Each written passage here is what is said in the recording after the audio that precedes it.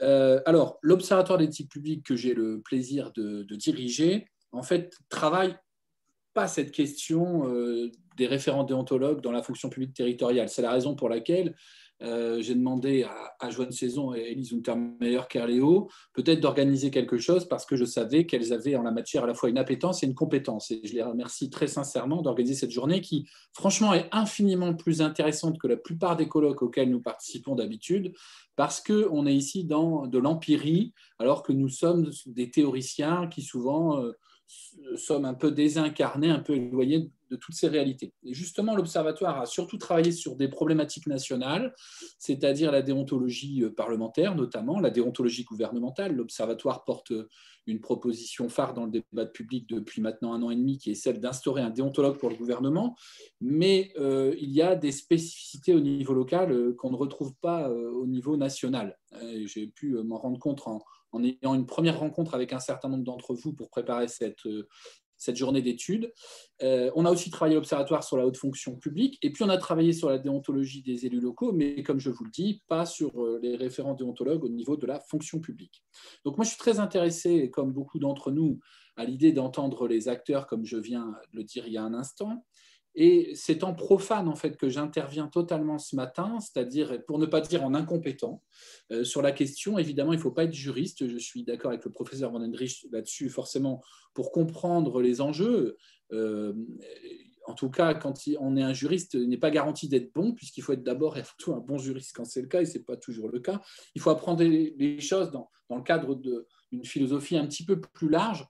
Et j'avoue que les premiers entretiens que j'ai eus avec un certain nombre d'entre vous m'ont interpellé pour leur spécificité, comme je le disais, mais j'ai été marqué par en fait le besoin de confidentialité dans la fabrication en fait de cette déontologie dans la fonction publique territoriale. On essaie de faire les choses dans la coulisse, dans la discrétion. On ne communique pas, alors que souvent au niveau national, on va avoir tendance à faire de la communication avec la déontologie. Et là, pour le coup, on a même parfois peut-être certaines peurs, certaines craintes à s'exprimer, ce qui renvoie à des questions d'indépendance qu'on aura peut-être l'occasion d'évoquer. C'est qu'en réalité, il y a pour les référents internes un lien organique qui n'existe pas nécessairement quand on s'intéresse aux institutions politiques et aux organes de déontologie qui ont été mis en place. Et en fait, ça pose la question du lien du coup entre la transparence et la déontologie. Est-ce que la déontologie doit être totalement transparente? Mais en tout cas, ce qui est intéressant avant de vous présenter les intervenants, pour ce qui concerne l'Observatoire, c'est que la génétique de l'Observatoire, c'est de faire travailler à la fois des universitaires et des acteurs. D'habitude, on travaille avec des parlementaires, parfois des élus locaux. Cette fois-ci, ce sont des fonctionnaires territoriaux. L'Observatoire est là pour identifier des zones noires, c'est-à-dire des zones de secret, des zones grises, c'est-à-dire des zones d'opacité, et surtout des zones blanches, c'est-à-dire des zones de vide juridique.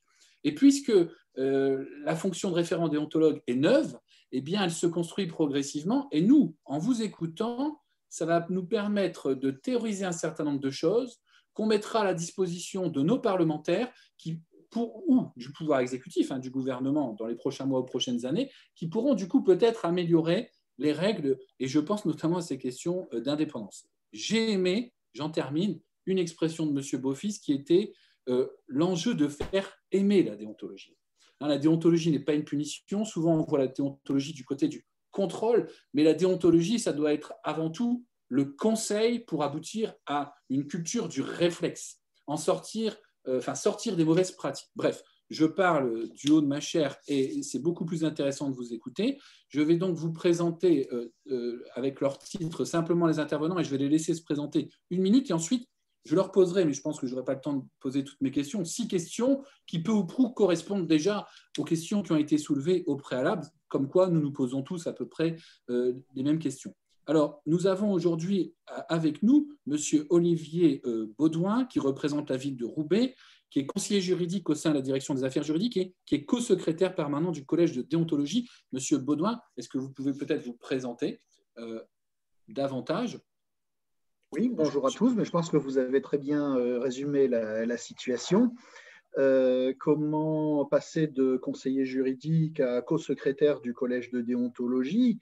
Eh bien, je pense tout simplement que 20 ans passés dans l'institution aide à être connu. Et il y avait effectivement ce besoin d'une référence juridique au sein du collège de déontologie, puisque nous avions fait le choix d'un collège de déontologie très large. J'aurai l'occasion d'y revenir. Donc voilà, est-ce que je peux employer le terme de caution juridique? Je n'irai peut-être pas jusque-là, mais voilà. C'est la raison. Et effectivement, en étant connu des élus et des agents, ça a aidé aussi par une pratique de la fonction juridique qui maîtrise déjà les notions d'impartialité, de confidentialité, de secret professionnel. Ça a semblé être une garantie pour tout le monde également. D'accord. Merci beaucoup. Alors, nous avons aussi ce matin Madame Christine Dedon et Monsieur Thierry Lagru, qui sont les référents déontologues du CDG 59, qui travaillent étroitement avec Joanne Saison. Donc, Madame Dedon, vous pouvez peut-être vous présenter. Oui, bonjour. Donc, moi, je suis Christine Dedon, référente déontologue au sein du centre de gestion du Nord. Alors, je ne suis pas seulement référente déontologue, mais je suis aussi conseillère statutaire. Et avec mon collègue, Monsieur Lagru, qui est conseiller juridique, nous formons le collège des référents déontologues du centre de gestion sous la présidence de Madame Joanne Saison. Donc, ce qui est important, hein, c'est vrai que on revient un peu sur le thème de tout à l'heure, mais c'est vrai que assurer la mission de référent déontologue sous la forme d'un collège, ça rassure, surtout au début. Parce que c'est vrai qu'on n'a pas encore de matière, on n'a pas encore beaucoup de saisines. On a 4 à 5 saisines par mois. Mais c'est vrai que de pouvoir confronter, de partager nos avis, on n'est pas tout le temps d'accord, hein, ça arrive. On est aussi souvent saisi sur le cumul d'activités. C'est une part très, très importante, hein, 90%. On commence aussi à être saisi sur le conflit d'intérêts. Et après, justement, donc on partage également notre avis avec Madame Saison, qui nous apporte une grande aide. C'est vrai c'est très important, quoi. C'est vrai que son aide est très importante.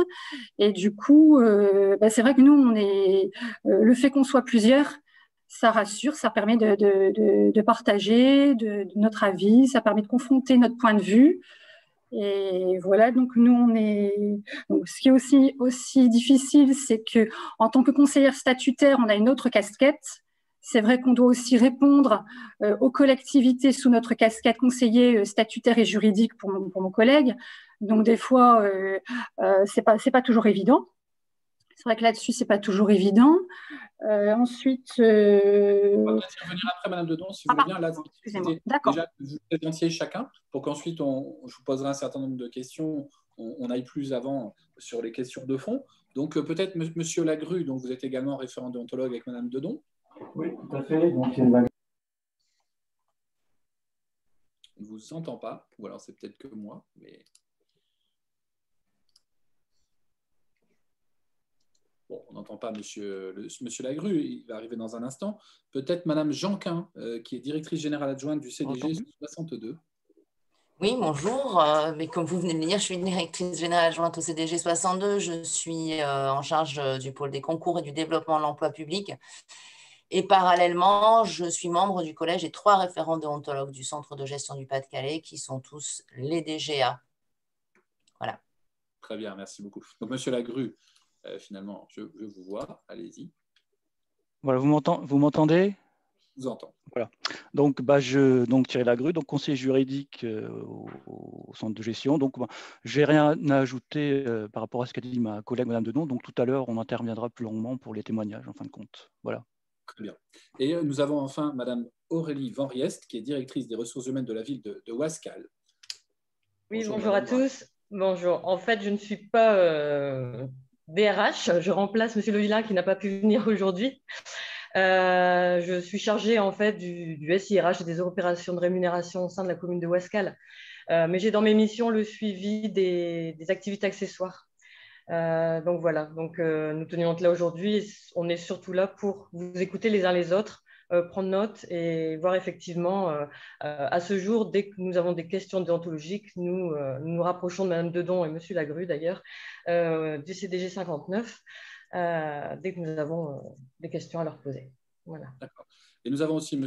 Blondeau, donc, qui est déjà intervenu à plusieurs reprises, et qui est médiateur référent déontologue de la MEL, et qui est donc là. Alors, M. Guffroy devait venir, mais il n'a pas pu venir, comme vous le savez. Donc, bon, je vous propose qu'on commence. M. Blondeau, vous avez déjà entendu et identifié, donc vous allez pouvoir peut-être intervenir d'ailleurs en premier. La première mission que je voulais vous poser, vous avez commencé pour certains à y répondre, c'est finalement, quelle est votre mission précisément? On a l'impression que pour certains d'entre vous, vous êtes peut-être en quête encore de l'emploi, c'est-à-dire il faut définir le périmètre de cette mission, ce qui n'est pas simple. On arrive, on n'est pas nécessairement toujours juriste comme on l'a dit. Comment vous vous êtes emparé de cette fonction et comment vous avez accompli cette mission jusqu'à présent? Monsieur Blondeau. Merci, Monsieur Caron, de me donner la parole. Alors, ce qu'il faut dire brièvement, c'est que effectivement, Monsieur Guffroy est absent et je l'excuse de nouveau. Hein. Ce qu'il faut dire, c'est que la structure à la Métropole européenne de Lille est un peu particulière, puisqu'elle, c'est une mission médiation déontologie éthique rattachée directement au directeur général des services, et donc qui est dirigée par Monsieur Guffroy, et moi je suis son adjoint.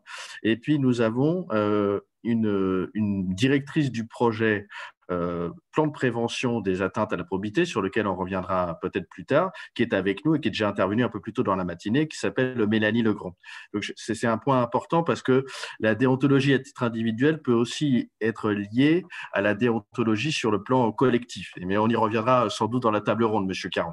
Alors, pour répondre précisément à votre question, bon, M. Guffroy a créé la fonction de référent déontologue médiateur en 2017. Moi, je l'ai rejoint en 2020 à la Métropole européenne de Lille, qui concerne à peu près, vous l'avez compris, 2900 agents environ. Moi, je vous dirais, pour répondre à votre question en brève introduction, M. Caron, que on structure notre action autour de 4 axes. Le conseil, la sensibilisation, la formation, la communication.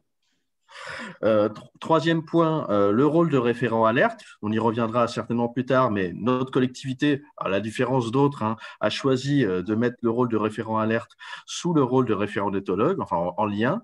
Et le quatrième point, c'est la quatrième axe, c'est la supervision, ou du moins la coordination, le pilotage du plan de prévention des atteintes à la probité. Donc, si vous voulez, nous, on se positionne comme ça sur ces 4 axes, et j'y reviendrai peut-être un peu plus longuement lors de la conférence, mais c'est des choses très concrètes, donc été d'ailleurs un peu évoqué tout à l'heure par Mélanie Legrand, c'est notamment sur la communication, la diffusion, ce qui est quand même très important. C'est par exemple, en collaboration avec la direction des assemblées de la métropole, des actions de formation et de sensibilisation sur la déontologie et les conflits d'intérêts auprès des nouveaux élus et de tous les élus de la métropole qui sont en cours d'être menés. C'est par exemple pour les agents des sessions de formation à la déontologie pour les nouveaux arrivants, ça a été dit par Mélanie Legrand tout à l'heure, ou pour les nouveaux cadres. Voilà. Alors, tout n'est pas parfait, il y a encore beaucoup de choses à faire, il y a encore beaucoup de choses à faire et à approfondir, mais voilà, pour une brève intervention au début, je voudrais vous préciser qu'on intervient sur ces quatre axes-là. Très bien, merci beaucoup, Monsieur Blondeau. Monsieur Baudouin?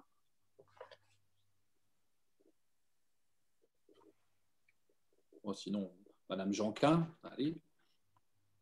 Oui, alors notre intervention… pardon. Allez-y. Nous avons, au moment de la structuration de la mission, beaucoup réfléchi aux modalités d'intervention au sein d'une structure nationale qui regroupe l'ensemble des centres de gestion.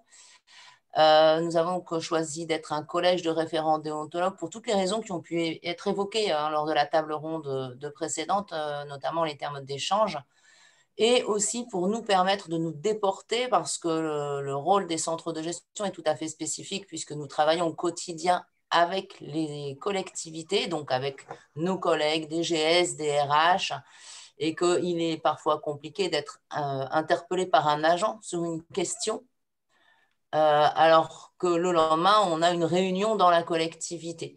Donc, le fait de travailler en collège nous permet à l'un de nous trois de dire, bon, je travaille de trop près actuellement avec cette collectivité, je ne vais pas traiter cette question. Et puis, nous avons essentiellement à traiter des demandes de cumul d'activités. Voilà. Merci beaucoup. Monsieur Baudouin, excusez-moi, du coup, je vous en prie. Oui, alors nous, effectivement, c'est un petit peu plus étonnant. On n'a eu aucune demande de cumul d'activités. Par contre, nous avons, mais ça c'est peut-être inhérent au choix qui a été fait pour notre collège de déontologie. Je ne sais pas si c'est le moment peut-être de développer un petit peu l'origine de notre particularité d'un collège très élargi, puisque nous avons à peu près une vingtaine de membres. Membres qui sont des représentants tant des élus que de l'administration et que du personnel. Mais quand je dis représentants du personnel, pas nécessairement des représentants syndicaux. Il y en a. Mais il y a également des responsables de service, des encadrants, je n'aime pas le terme, mais de petits personnels qui donnent des débats très pragmatiques, très riches, mais qui sont très liés à la vie quotidienne de l'agent. Donc, on est beaucoup moins sur des logiques de conflit d'intérêts que sur des questions de comment je dois me comporter vis-à-vis des usagers ou de mes collègues ou des choses comme ça. On a beaucoup plus ce type d'attente-là parmi les questions qui nous sont posées. C'est très intéressant. Donc, je me sens un petit peu en décalage, je l'avoue, depuis tout à l'heure. Non pas que les questions de conflit d'intérêts ne soient pas intéressantes, mais il faut reconnaître que nous ne sommes pas saisis à Roubaix. Et ça, c'est quelque chose d'assez étonnant. C'est très intéressant. Pardon ? Si, c'est très intéressant parce qu'on voit que finalement, il n'y a pas une, mais des déontologies finalement, que ce soit sur le plan organique ou le plan matériel. Donc, on va pouvoir peut-être développer ça après, mais c'est ce qui est intéressant, c'est de voir tout à fait ces différences. Madame Van Riest, le contour de votre mission. Comment ? Le contour de votre mission. Oui, hein, donc en fait, c'est vrai que je trouve aussi qu'on a moins de demandes, on a moins de demandes qu'avant, en fait, au niveau activité accessoire. On a eu quelques dossiers quand même où il a fallu faire des saisines voilà, un peu plus complexes.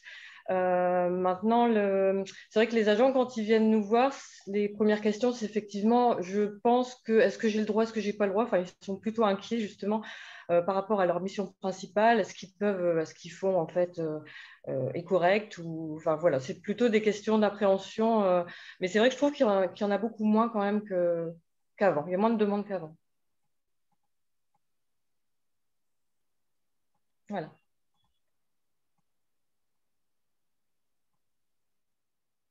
Si je peux me permettre, hein, pour rebondir sur ce qui vient d'être dit, se pose peut-être le problème de la communication, comme ça a été évoqué avant, auprès des agents. À quoi ça sert un référent déontologue? Et puis donner à un agent qui rentre en fonction la liste de ses droits et obligations n'est peut-être pas suffisant. Et peut-être qu'il faut rappeler régulièrement que l'intégralité du temps de travail doit être consacrée à l'exercice de la mission. Je pense qu'un certain nombre d'agents ont des activités accessoires sans même s'être demandé s'ils en avaient le droit. Moi, je voudrais intervenir là-dessus. Effectivement, la communication et la sensibilisation des agents est importante parce qu'au centre de gestion, j'ai également la charge du conseil de discipline et on a des agents qui passent en conseil de discipline pour un cumul d'activités ou une activité accessoire qui font en plus de leur activité principale. Donc, ils sont de bonne foi, ils ne sont pas au courant qu'ils peuvent le faire. Et il y a une deuxième chose, ils ne se rendent pas compte de la gravité voilà, du cumul interdit en fin de compte. Pour eux, c'est normal. Voilà. Donc, ces agents sont de bonne foi, ils ne sont pas informés, ils passent en conseil de discipline parce que la collectivité a eu l'information généralement via les réseaux Facebook, où l'agent met en avant son activité sur le réseau. Et bon, voilà, l'agent il tombe des nues, il ne sait pas que l'activité est interdite, et il ne voit pas que c'est grave et que ça peut lui porter préjudice, avoir une sanction assez importante. Voyez. On va s'interroger dans dans un instant sur le deuxième aspect, c'est-à-dire la formation, mais en fait des référents déontologues, mais on réalise que ce sont aussi les agents qu'il s'agit de former, en fait. Hein. L'enjeu est peut-être là aussi, et pas simplement les référents eux-mêmes. Madame Dedon, on ne vous a pas entendu, je ne sais pas si vous m'entendez. Oui, si, en fin de compte, ce que je voulais ajouter, c'est qu'effectivement, on peut aussi être contacté par téléphone et les agents que l'on a, qui nous contactent par téléphone, nous précisent des fois qu'ils exercent depuis quelques années une activité accessoire ou même qu'ils ont déjà créé une entreprise et que normalement, ces agents-là n'avaient pas le droit.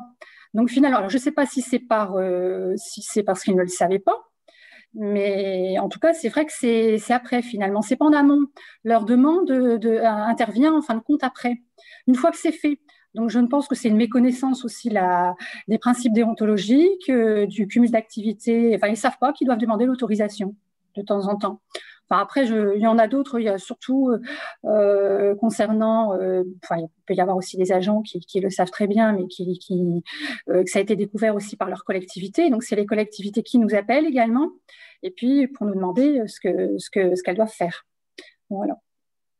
Merci beaucoup. La deuxième thématique que j'avais envie de soulever, c'est celle de votre formation, pour compléter un petit peu ce qui a été dit tout à l'heure. Est-ce qu'il faut être ou pas juriste? Bon, est-ce que vous avez reçu une formation dès le départ? Est-ce que vous avez dû plutôt être autodidacte et vous former vous-même? Et finalement, c'est assez circonscrit quand même juridiquement, parce que c'est du droit de la fonction publique pour l'essentiel. Donc, c'est un droit qui est accessible même pour des non-juristes par rapport à d'autres droits qui sont parfois plus complexes et où il y a un coût d'entrée important. Donc, comment vous avez fait? On vous a formé, vous vous êtes formé vous-même? Et où est-ce que vous en êtes d'ailleurs aujourd'hui par rapport à vos connaissances sur le sujet? Est-ce que vous vous sentez parfois un peu fragile techniquement et que du coup ça peut entamer votre crédibilité, ou est-ce qu'au contraire vous vous sentez comme Élise qui est capable de faire visiblement un contentieux en 5 minutes? Voilà, donc avec l'expérience qui est maintenant la sienne. Alors je ne sais pas qui prend la parole, par exemple. Bon, je peux commencer. Monsieur Lagrue. Voilà. Donc moi, je suis juriste de formation. Donc déjà, dans le cadre de mes missions, je répondais déjà aux questions relatives à la déontologie, notamment sur les droits et obligations des fonctionnaires, le cumul d'activités. Donc en gros, on maîtrise à peu près. Le plus compliqué pour nous, également pour un adhérent, c'est quand on est interrogé sur le conflit d'intérêts. C'est vraiment pas simple, la question du conflit d'intérêts.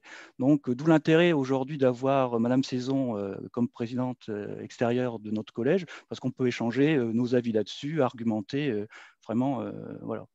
Mais sinon, on avait la formation, en ce qui me concerne. Merci beaucoup. Je ne sais pas, Madame Voriest. Oui, comme je vous expliquais tout à l'heure, nous, dès qu'on a un petit doute, on se dirige vers le CDG pour en être sûr au niveau juridique, parce que c'est vrai que ce n'est pas nous, notre principale mission non plus au niveau de la RH. Donc voilà, on a aussi forcément l'avis de notre directeur DGS, etc., sur la question de chaque personne, mais au niveau juridique, il n'y a personne qui a les capacités de pouvoir répondre. Est-ce que vous avez l'impression que les questions qui vous sont posées sont vraiment souvent des questions purement juridiques?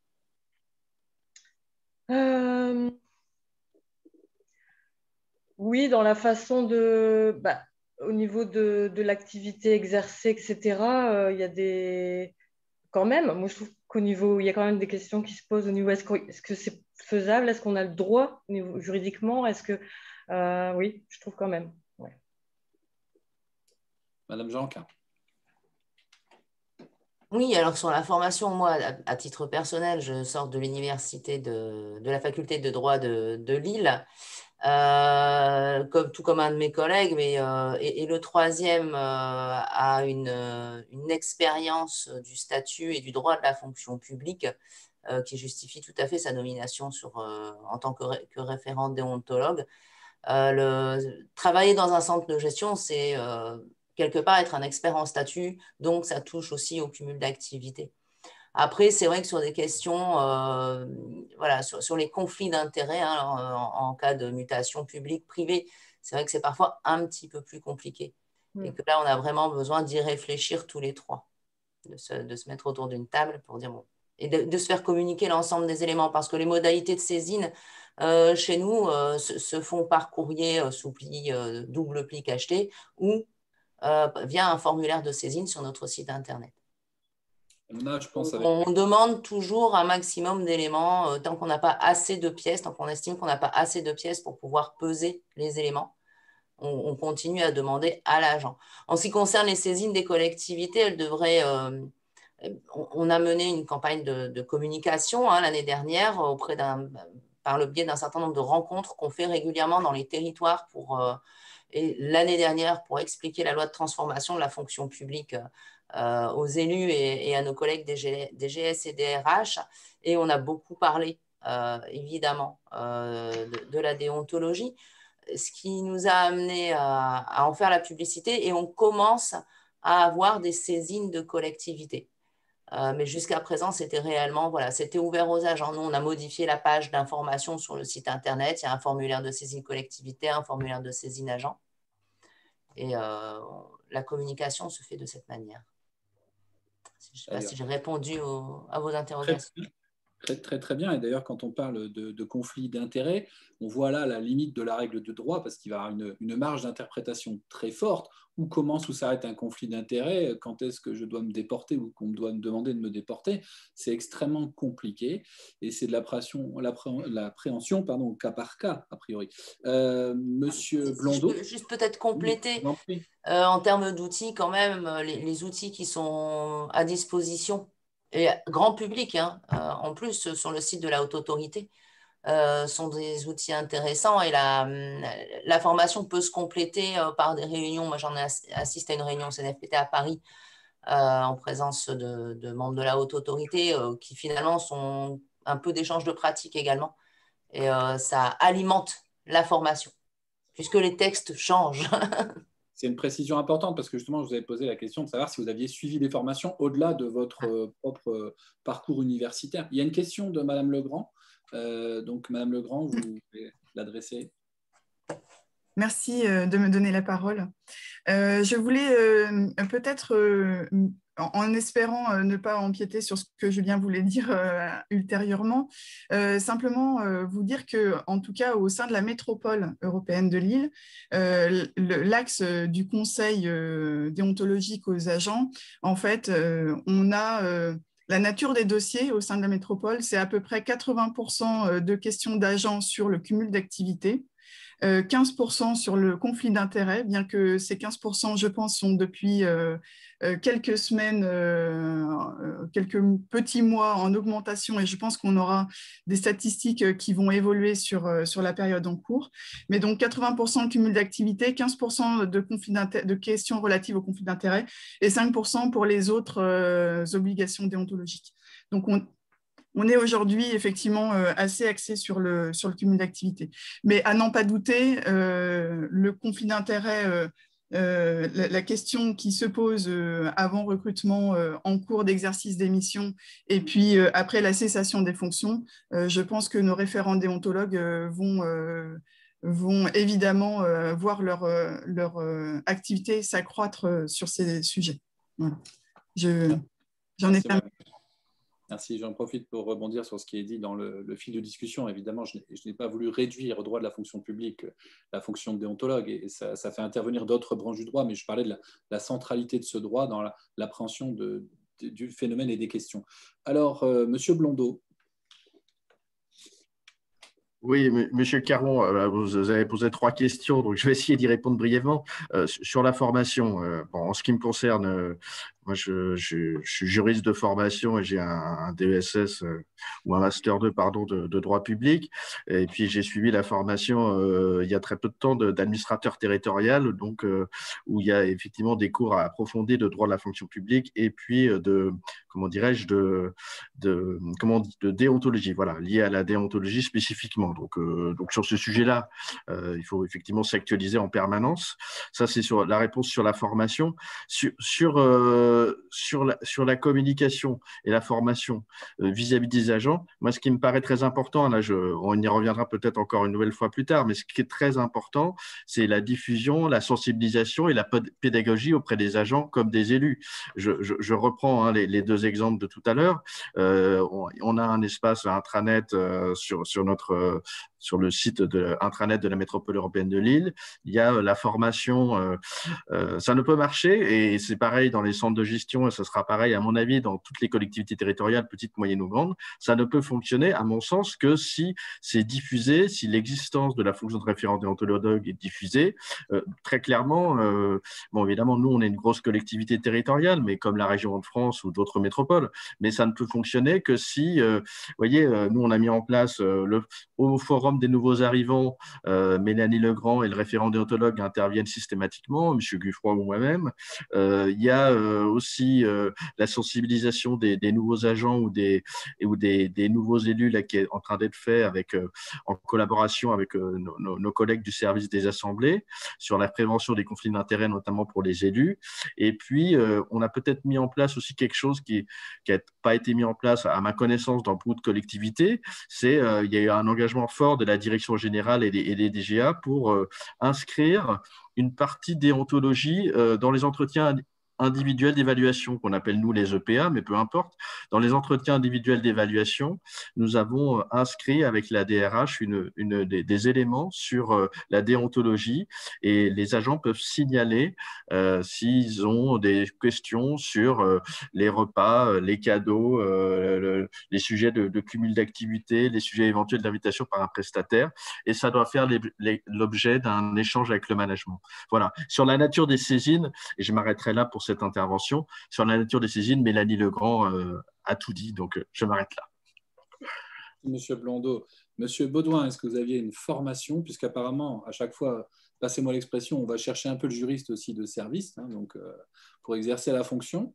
Est-ce que vous aviez une formation en droit ou pas? Comment vous êtes formé? Ah oui, je suis juriste de formation, et comme beaucoup de collègues et homologues de la région, pour ne pas dire de l'arrondissement de Lille, je suis issu de la faculté de droit de Lille, à niveau bac +4 à Lille, +5 à Douai. Voilà, et j'ai exercé des fonctions de conseiller juridique. Et voilà, c'est je dirais les aléas un petit peu de la vie administrative qui m'ont amené à exercer cette fonction au sein du collège de déontologie. Très bien. En sachant que c'est vrai que je le rappelle, je suis co-secrétaire permanent du collège, je n'en suis donc pas membre à voix délibérative. Nous sommes là, nous, en tant que co-secrétariat, pour préparer et instruire les questions et mener un petit peu les débats du collège. Très bien. Alors, on peut en venir peut-être à une troisième thématique qui est celle de vos moyens. Et je crois qu'elle est tout à fait fondamentale. Je parle des moyens matériels qui sont mis à votre disposition et aussi des moyens de votre indépendance. Parce que moi, c'est ce qui m'a le plus interpellé depuis que j'échange avec vous sur ces questions. Donc, quels sont les moyens matériels? C'est est-ce que vous avez un budget pour accomplir votre mission? Voilà. Est-ce que vous avez des services parfois à votre disposition? Et j'ajouterai ensuite deux questions sur l'indépendance à proprement parler. Est-ce que vous êtes rémunéré? Bon, vous pouvez avoir la pudeur de ne pas répondre à cette question, mais moi, je trouve que c'est une question fondamentale, puisqu'on a vu tout à l'heure que certains l'étaient, d'autres ne l'étaient pas. Normalement, il y a un décret maintenant du 26 juillet 2019 qui prévoit une grille d'indemnisation pour les référents déontologues. Et je crois que pour être indépendant, il faut être rémunéré pour la raison suivante. C'est que ça nécessite du temps, c'est du travail de faire ça. Et quand on a d'autres fonctions à côté, il est logique d'être indemnisé. Sinon, on ne peut pas consacrer le temps nécessaire, mais je me trompe peut-être, ou alors il faut en avoir beaucoup, à sa fonction. Le président Van Endrich va me tomber dessus.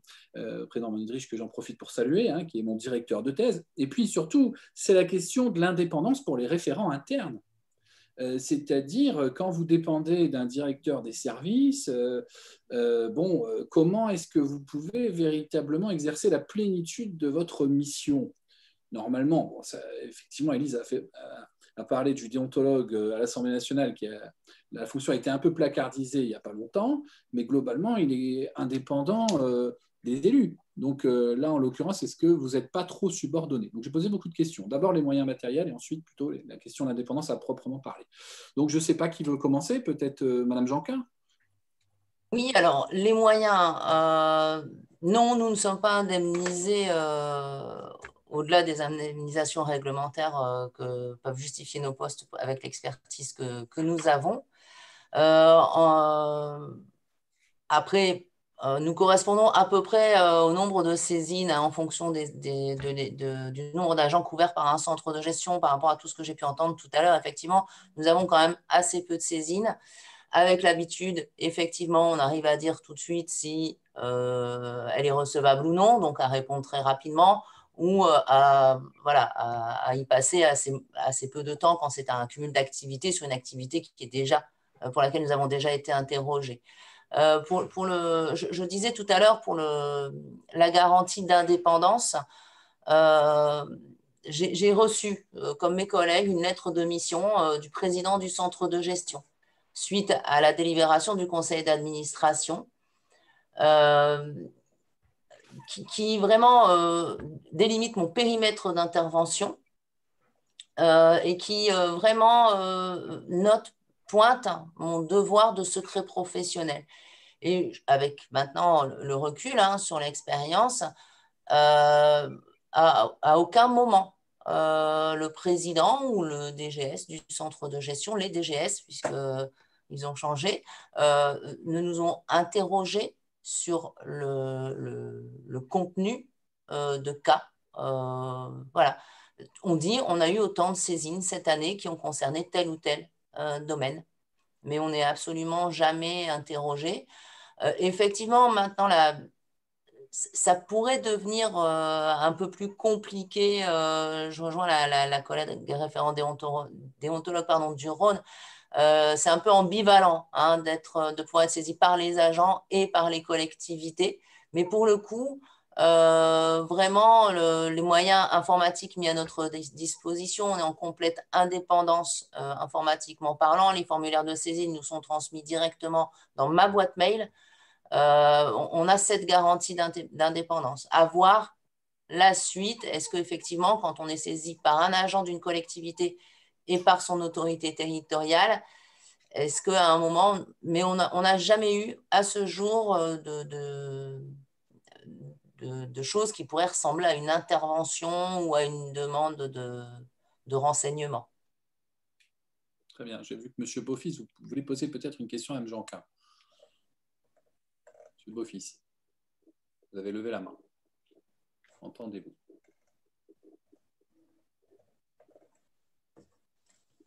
Bon, peut-être posera-t-il les questions. M. Beaufils, vous nous entendez?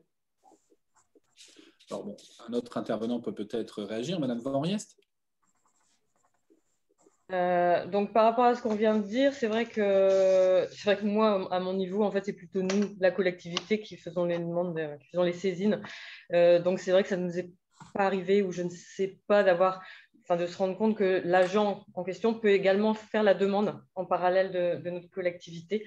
Voilà. Après, ça reste dans mes missions, moi, donc je ne suis pas vraiment référente déontologue, ça fait partie de mes missions au niveau du suivi, donc non, je ne suis pas rémunérée en plus de mon activité principale. Et Monsieur Baudouin? Non, pas de rémunération complémentaire, puisque c'est bien en tant qu'agent de la collectivité que nous avons reçu une lettre de mission. Cela dit, si quelqu'un souhaite s'en ouvrir au maire de Roubaix, je ne lui reprocherai pas. Mais par contre, il faut reconnaître que bien que j'ai une totale indépendance dans mes missions au sein du collège, mon supérieur hiérarchique le prend en compte dans mon évaluation annuelle, dans ma manière de servir, dans mon implication sur la vie de la collectivité. Voilà, je dirais ça a plus une incidence peut-être sur un éventuel déroulement de carrière, mais il n'y a pas de financement complémentaire. Concernant les moyens, nous avons les moyens de nos fonctions habituelles, puisqu'en fait, on considère peut-être que sur les 100% de temps de travail de service juridique, eh bien, on m'en retire, selon les aléas des affaires, 5, 10, 15% par mois que je vais consacrer au collège. Pendant ce temps-là, je ne suis pas au service juridique, bien que matériellement, je sois derrière le même écran, le même PC, dans le même bureau, sauf en ce moment en télétravail. Mais voilà, ce sont donc les moyens classiques habituels de la collectivité. Sur les modalités de saisine, on est très proche des agents, on est souvent saisi par téléphone, voire directement un agent arrive dans le bureau. Est-ce que je peux te parler? Est-ce que je peux vous parler? Que ce soit moi ou Muriel Chauchois, qui est la co-secrétaire également. Donc, saisine par téléphone, par mail ou de façon relativement directe. Assez peu de courrier, il faut le souligner. D'accord. Madame Dedon. Alors, en s'agissant des moyens, ce sont les mêmes moyens, puisque je suis agent de la collectivité, ce sont les mêmes moyens que ceux que j'ai à disposition en tant que conseillère statutaire.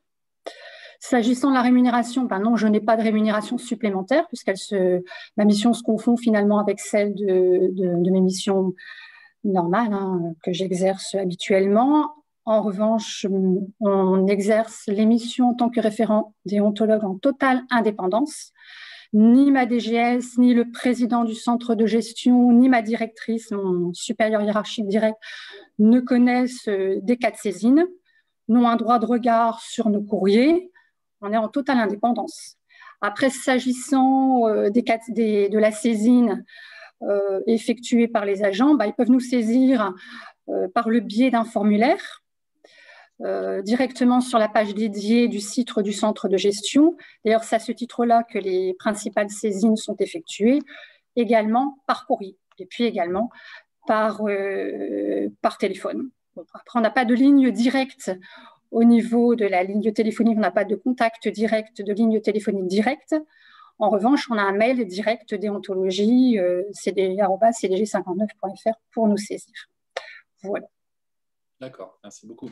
Monsieur Lagrue, vous allez pouvoir compléter, mais la question que je me pose, du coup, c'est quand il n'y a pas de rémunération, est-ce que c'est quelque chose qui vient en plus du travail que vous devez effectuer? Donc, il y a monsieur Baudouin qui a commencé à répondre en disant qu'il avait une sorte un petit peu de décharge pour certains dossiers pour dégager du temps, ou est-ce que c'est quelque chose en plus? Parce que pour moi, c'est important parce que ça dépend après du temps que vous allez pouvoir consacrer à cette fonction. Voilà, monsieur Lagrue. Effectivement, ça vient en plus de notre activité que nous exerçons, Madame Dedon et moi-même.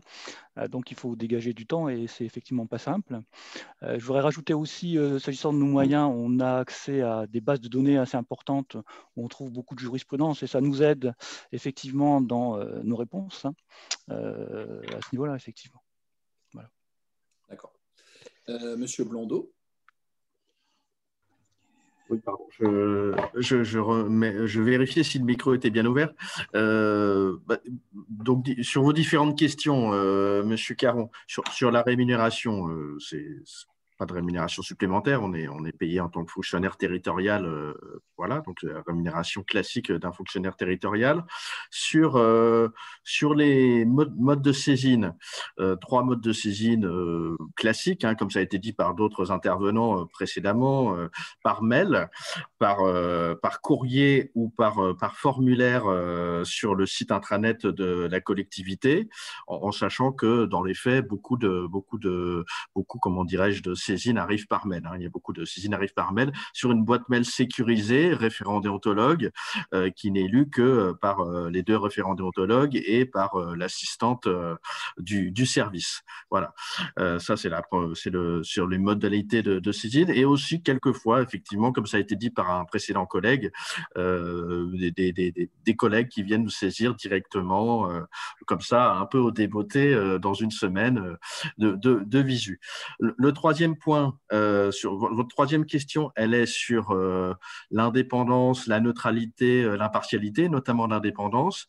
Alors là, je ne sais pas ce qu'en diraient d'autres collègues, mais en ce qui me concerne, et Jean-Pierre Guffroy dirait certainement la même chose, en ce qui me concerne, ça pose strictement aucune difficulté d'être rattaché au DGS de la collectivité.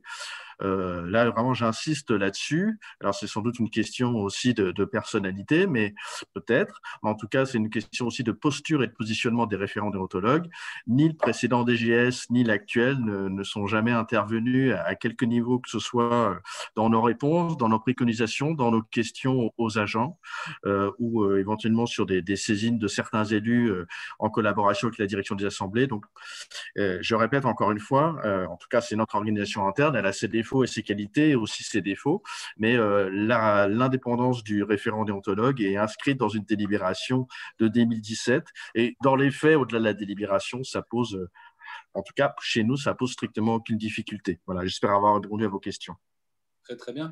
Chez vous, ça ne pose pas de difficulté, mais en même temps, j'ai quand même le sentiment qu'il y a une forme d'impensé dans cette question de l'indépendance, parce qu'à certains endroits, ça doit poser problème. Si on est avec un directeur général des services qui est au secret ou anti-déontologie, anti-transparence, je ne sais pas, il peut y avoir des pressions qui s'exercent et donc la fonction ne peut pas se réaliser.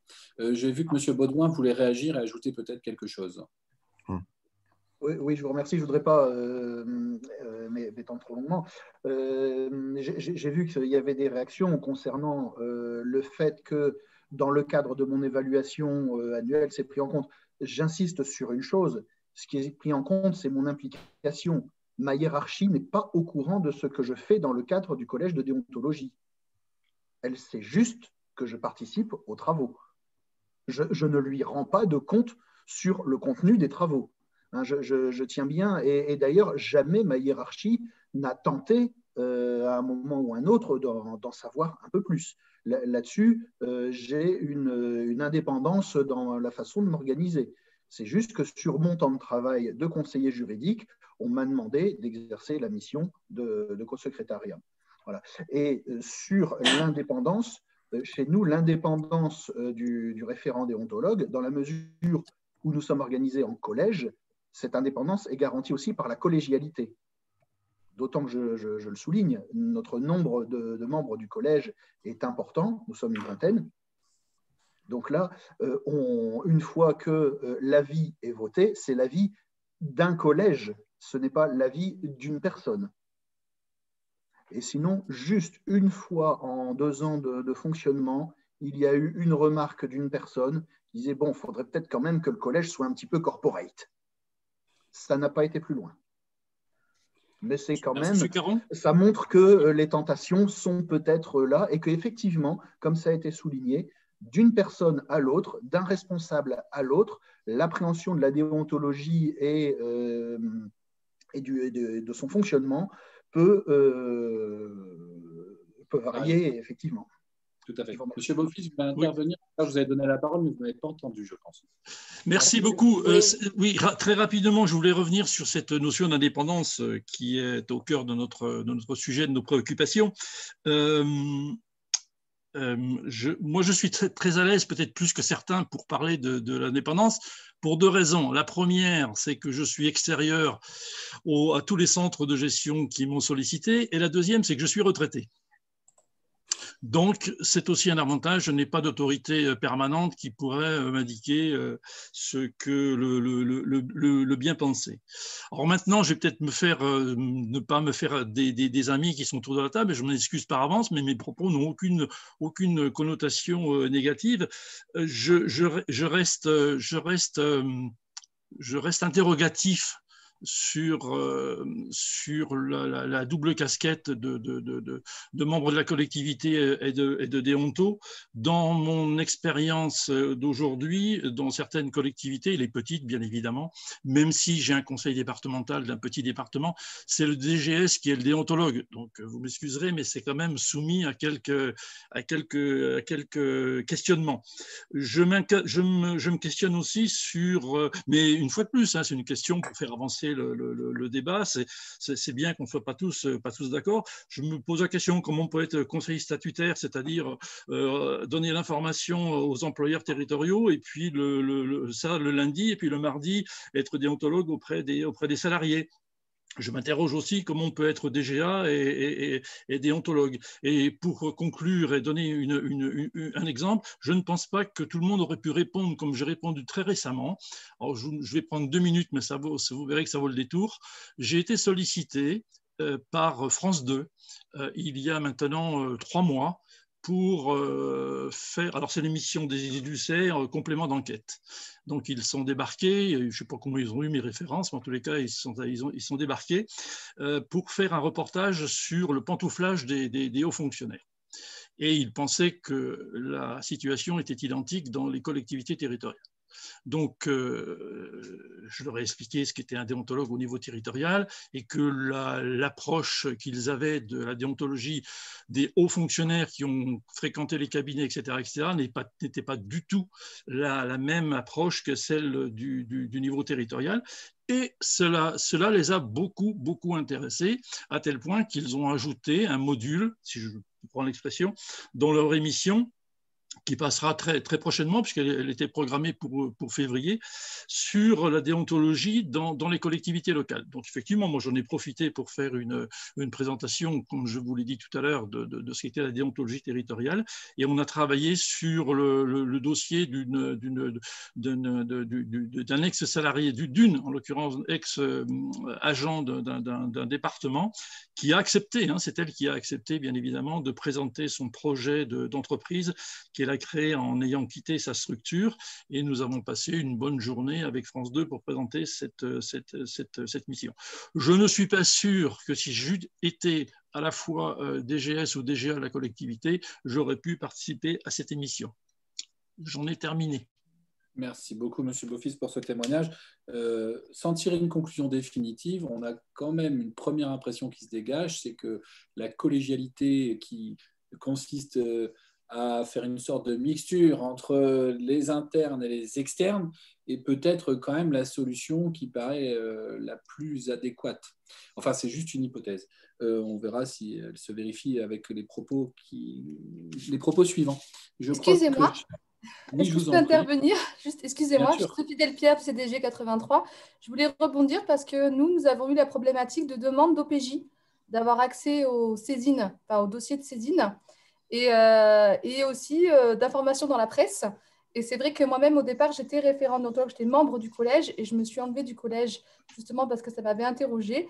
Et sur les 3 personnes qui étaient membres du collège, il n'y avait que mon nom qui était transmis dans la presse, et il n'y avait que mon nom qui était transmis à chaque fois dans les demandes d'OPJ. Et c'est vrai que du coup, les demandes étaient transmises au CDG 83 et non pas au collège référent déontologue.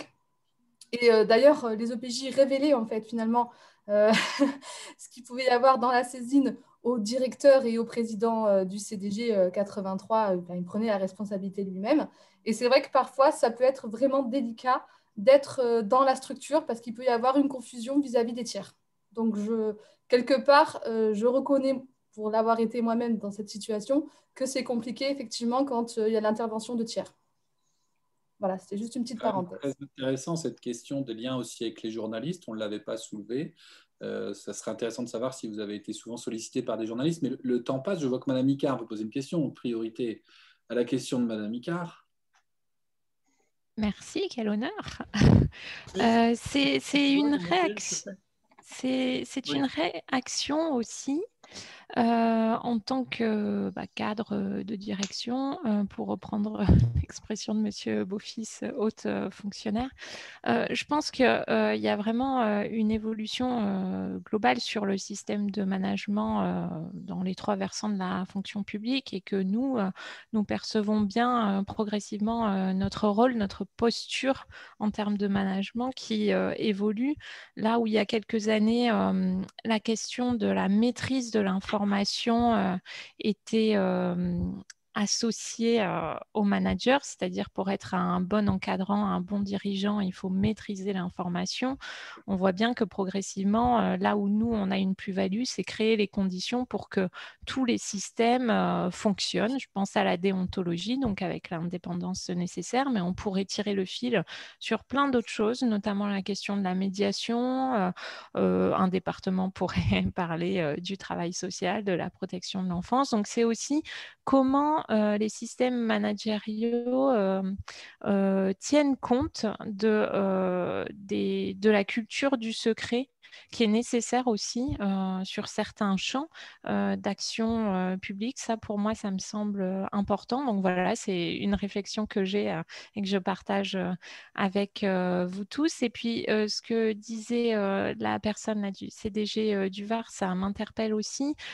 Comment on crée la garantie, nous, de préserver ces intervenants-là à certains moments quand ils endossent aussi une certaine responsabilité en termes de sources, d'informations. Donc, quelles sont les garanties? Ça, moi, je suis assez preneuse qu'à un moment, il puisse y avoir aussi des échanges sur ça, parce que je pense que c'est valable pour les déontologues, mais c'est aussi valable, par exemple, sur les référents alertes éthiques. Et puis une dernière question que moi j'ai qui est plus provoque, hein, mais que je me suis souvent posée. Quand on est référent interne, est-ce que vous pensez que le statut peut plus protéger que le contrat? Voilà. Merci pour toutes ces questions, Amika. Je vois que du côté du CDG 83, on va aussi poser une question. Madame. Non, pardon, excusez-moi, j'ai dû faire l'inverse. Tout à l'heure, je voulais lever la main et ça a fait l'inverse. Pardon, excusez-moi. Je suis déjà intervenue tout à l'heure et effectivement pour dire que quand j'étais membre du collège référent déontologue, c'était compliqué en tant que fonctionnaire interne parce que sur les 3 membres, j'étais la seule à être du CDG 83 et rien que ça crée une confusion pour les personnes extérieures, notamment les OPJ et la presse, qui du coup confondaient l'institution CDG 83 et le référent déontologue. Donc, ça pouvait poser question sur effectivement la discrétion qu'entourent les dossiers. Et par ailleurs, enfin, si je peux me permettre, j'en profite maintenant, moi, j'aurais quand même des questions sur la conservation des dossiers et sur l'archivage. C'est vrai que ça m'intéresserait que au cours de la journée, on échange sur ces points-là. Merci beaucoup. Désolée. Merci pour cette dernière question très intéressante. J'ai encore normalement 3 questions, on en a vu 3. Je vais fusionner mes questions 4 et 5 puisque le temps passe et il faut laisser aussi du temps peut-être pour l'échange comme ça a été prévu. Je voudrais juste vous livrer une réflexion en vous écoutant parce que moi je m'intéresse justement à tout ce qui concerne la déontologie des élus et je me rends vraiment compte qu'il y a une différence de nature. J'avais posé au départ la question de savoir quel était l'équilibre entre la déontologie et la transparence. Et plus on avance et plus je vois à quel point il y a une nécessité de la confidentialité, de la discrétion, du secret dans les cas qui vous sont soumis. C'est vraiment très différent, alors que chez le politique qui va devoir répondre de ses actes, il y a d'une certaine manière un alliage presque obligatoire entre déontologie et transparence. Il va falloir que tout soit public sur la place publique pour qu'on montre bien que l'élu fait preuve de probité. Alors que dans le cas de la fonction publique, il s'agit d'être conforme finalement à un certain nombre de droits et de devoirs, surtout des devoirs bien sûr qui sont posés dans notamment le droit de la fonction publique. Donc c'est quand même très intéressant de voir cette différence. Alors ma 4e et ma 5e question étaient les suivantes. Être référent déontologue, ce n'est pas simplement être dans une situation de passivité et attendre que des questions viennent à vous, c'est aussi mettre en œuvre parfois une politique avec différents outils. Alors vous le faites pour la plupart d'entre vous, mettre en place des procédures, des chartes, des codes de déontologie, des plans de prévention, etc. Donc, qu'avez-vous mis en place? On va essayer de prendre ce qui est le plus important. Quel est l'outil principal que vous avez mis en place pour mettre en œuvre cette politique?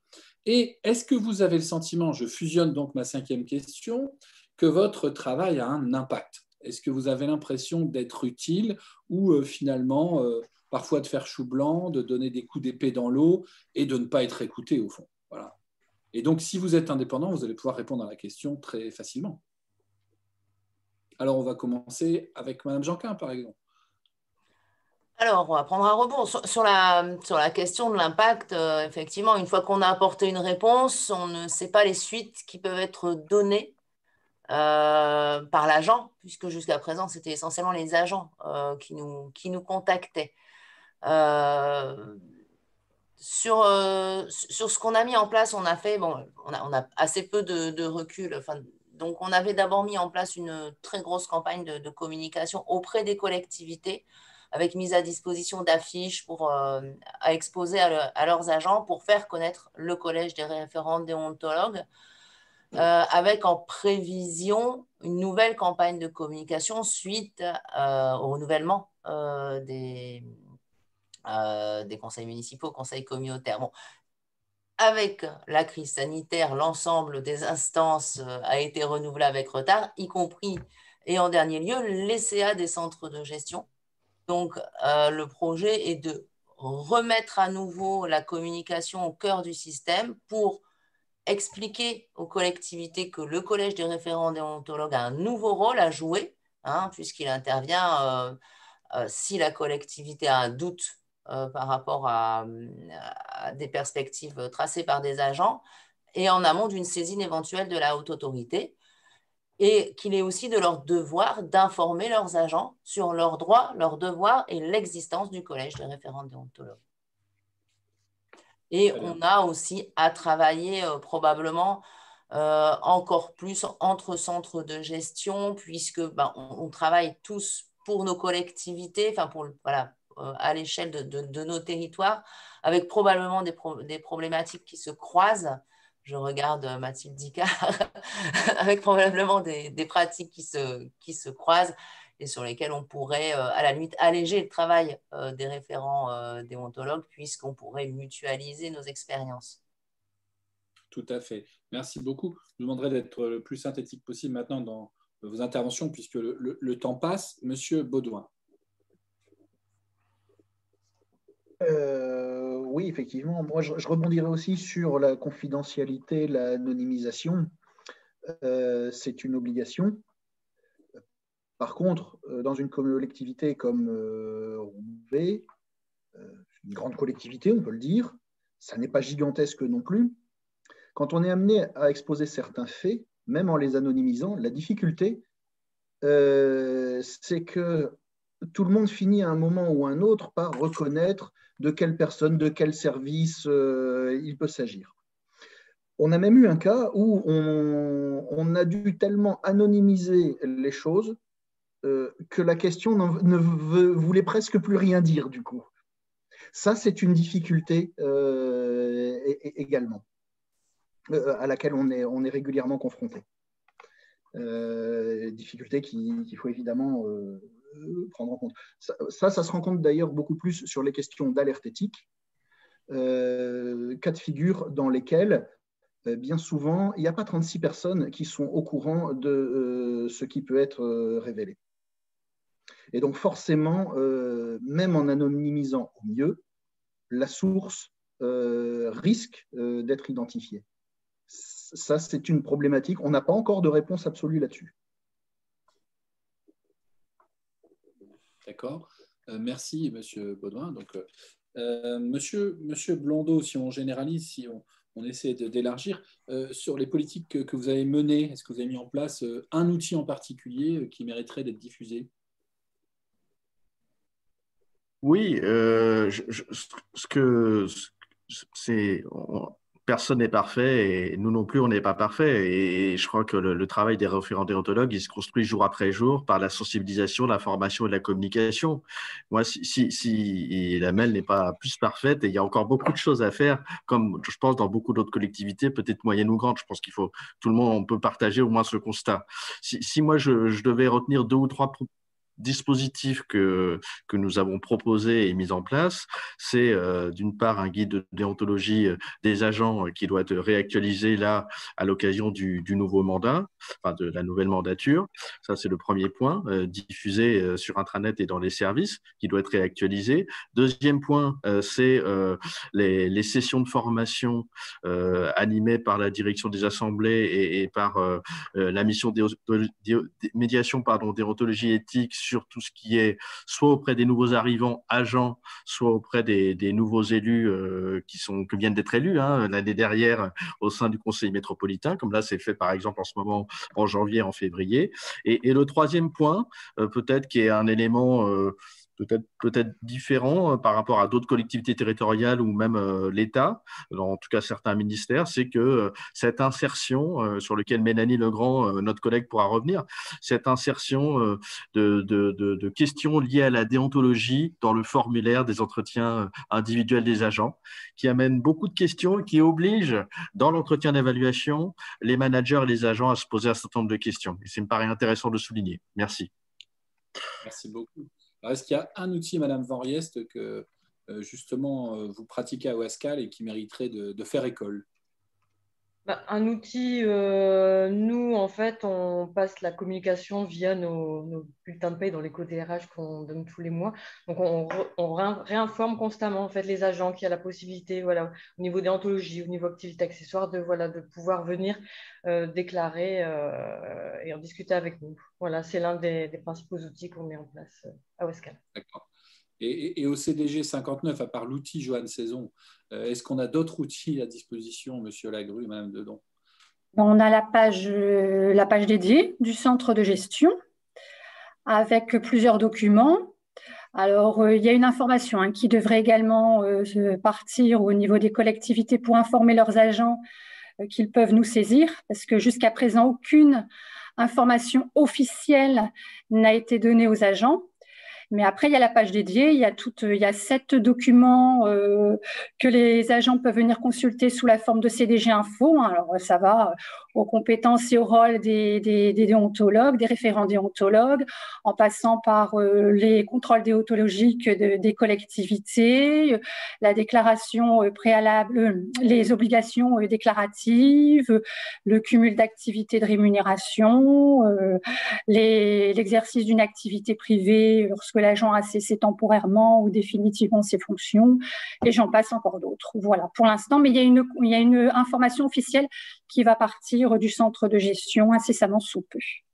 Très bien, merci. Je ne sais pas si tu veux... Vous voulez compléter, Monsieur Lagru? Non, tout a été dit par Madame Dedon. Il y a effectivement une campagne de sensibilisation qui est en train d'être, qui va partir. Les brochures ont été finalisées et ça devrait partir pour informer les agents que le référent déontologue existe et qu'ils peuvent le saisir pour éviter tout problème avec leur employeur en fin de compte. Voilà. Merci beaucoup pour vos réponses. J'ai une dernière question, mais j'aimerais que vous répondiez vraiment en une phrase ou en un mot. La question, c'est si vous deviez améliorer quelque chose, vous faites une proposition au législateur ou au pouvoir réglementaire pour améliorer quelque chose que, par exemple, l'Observatoire de l'éthique publique pourrait reprendre. Qu'est-ce qu'il faut améliorer fondamentalement? Le plus grand point de fragilité dans les dispositifs que vous connaissez selon vous? Si tant est que ce soit le législateur ou le pouvoir réglementaire qui ait à faire ça, peut-être qu'il s'agit simplement de faire quelque chose sur le terrain. Ce n'est pas forcément dans la règle qu'on a toutes les réponses. Alors, Monsieur Lagru, puisqu'on était avec vous, une idée. C'est pas facile. Hein. Comme ça, c'est pas facile, je ne sais pas. J'avoue, de but en blanc comme ça, je ne sais pas trop. Alors, les autres sont en train de réfléchir pendant qu'ils se disent espérons que c'est sur moi que ça va tomber en premier. Monsieur Baudouin. Vaste question.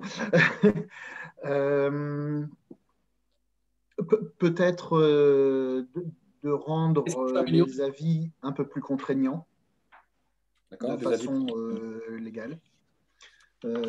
Par contre, ça poserait, j'en suis bien conscient, de nombreuses autres difficultés juridiques, voire politiques, institutionnelles, parce que on ne doit pas non plus, même si je ne revendique pas la qualité de magistrat, attention au gouvernement des juges.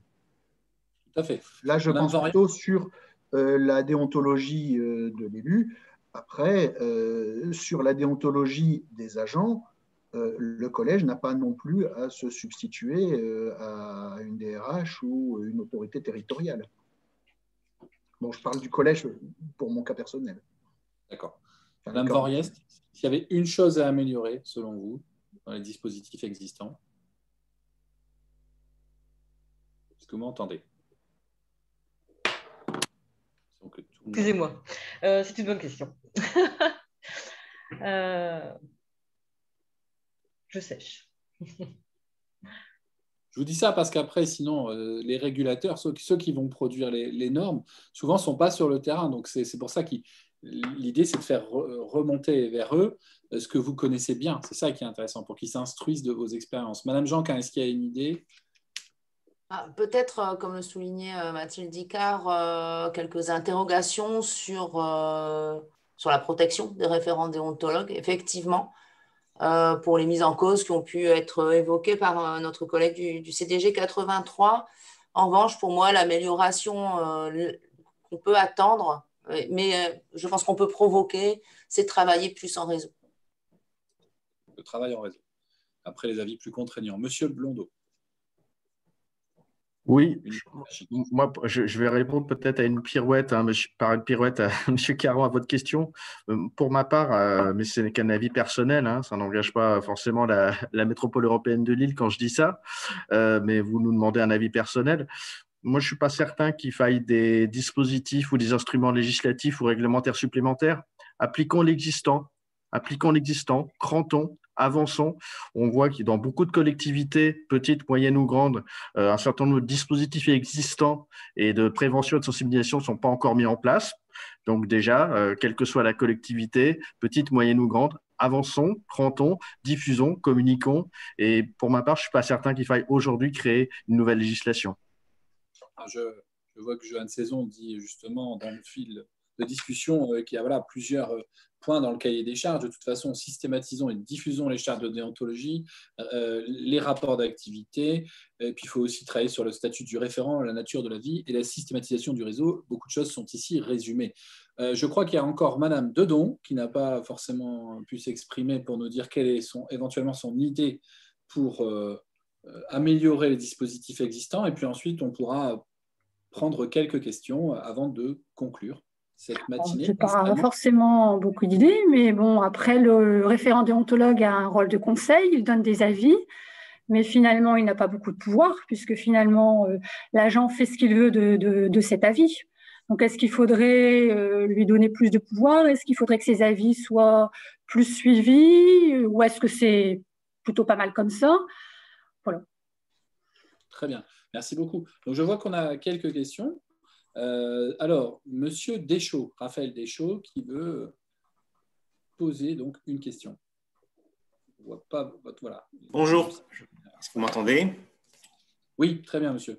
Oui, merci beaucoup. Alors, je suis Raphaël Deschaux, je suis maître de conférence de droit public à l'Université d'Aix-Marseille et j'ai été rapporteur adjoint auprès de la commission de déontologie de la fonction publique, donc qui a été supprimée par la dernière loi.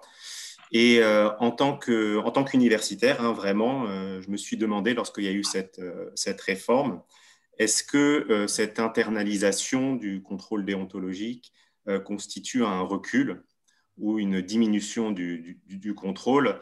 Alors, certains éléments, les témoignages que j'ai entendus ce matin me poussent plutôt vers l'optimisme, puisque quand je vois le volontarisme, l'engagement que vous montrez dans vos fonctions, je pense que d'ici, on sent qu'on est encore au début de cette fonction, mais que d'ici quelques années, quand les réseaux seront développés, on arrivera à quelque chose de très bien construit. Alors, j'ai trois petites questions. Alors, voilà, je vous les pose tout de suite.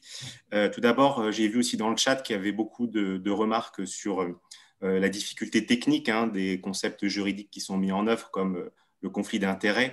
Je voulais savoir si vous utilisez la doctrine qui avait été établie par la commission de déontologie de la fonction publique dans le cadre de votre contrôle que vous pouvez faire, doctrine qui est accessible encore en ligne dans les rapports annuels, ou si c'est vraiment tabula rasa là, depuis 2019 et que donc en fait tous les contours de ce type de concept ont été ne sont plus activés.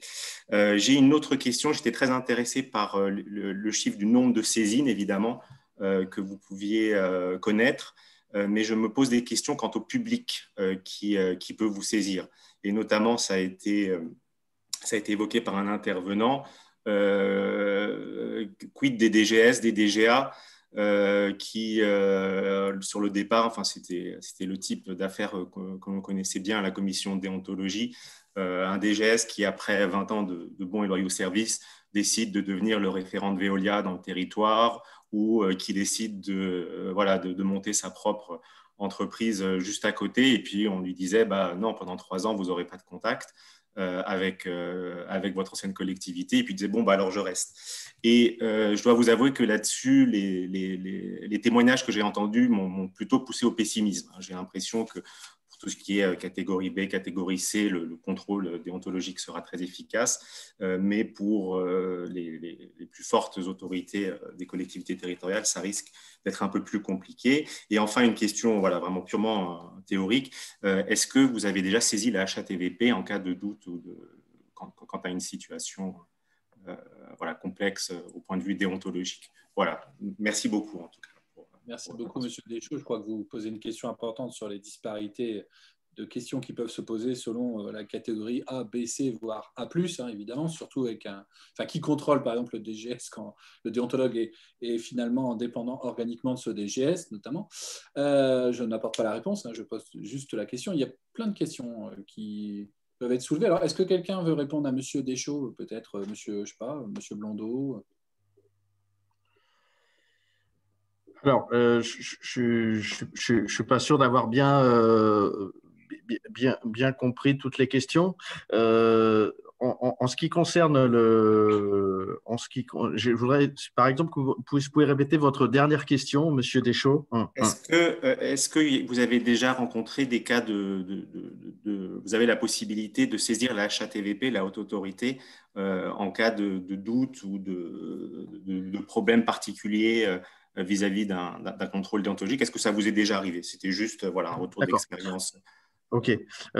Sur ce point-là, je n'ai pas une antériorité énorme dans la collectivité, donc je vais répondre que sur la partie qui me concerne depuis 1 an. À ce jour, ça ne nous est pas arrivé. On s'est posé la question à un moment donné. Maintenant, il y a très peu à chaque fois, on a pu résoudre les éléments en interne et apporter les éléments de réponse et les préconisations en interne sans besoin de saisir la HATVP. Je voudrais intervenir également, si vous me permettez, mais très rapidement sur votre deuxième question ou deuxième impression, sur lequel, enfin, de mon point de vue, j'apporterai peut-être une petite nuance, qui était la question des éventuelles mobilités, vous savez, dans le privé, ou des éventuellement départs dans le privé d'agents de la collectivité.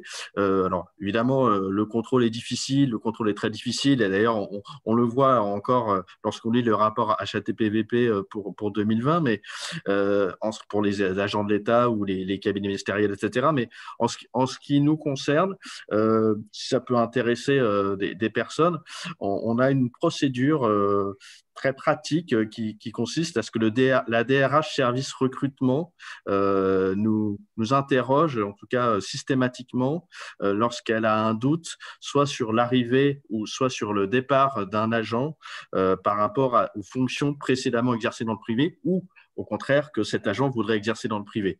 Alors, ce n'est pas forcément génial, ça peut certainement être amélioré ou perfectionné, mais ça a au moins le mérite d'exister et on donne des préconisations par rapport à ça. Voilà, je m'arrête là parce qu'il faut…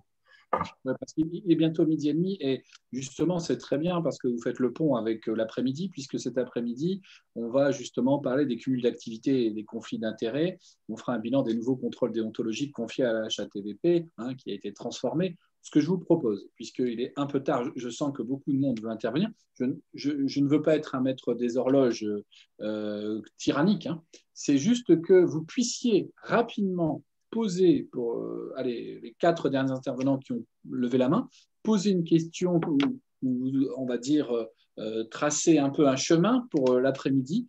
On se donne encore 3 ou 4 minutes et puis ensuite on va aller déjeuner puisque le temps tourne et on me rappelle à l'ordre sur mon portable.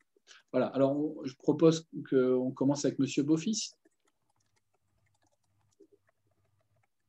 Voilà, très rapidement, j'ai entendu les consignes, donc je serai très rapide. Heureusement que nous sommes en virtuel, donc en tous les cas, moi, je ne prendrai pas part au repas de midi, sinon j'aurais mangé à une table séparée, parce que ce que je vais dire va me faire traiter comme un pestiféré.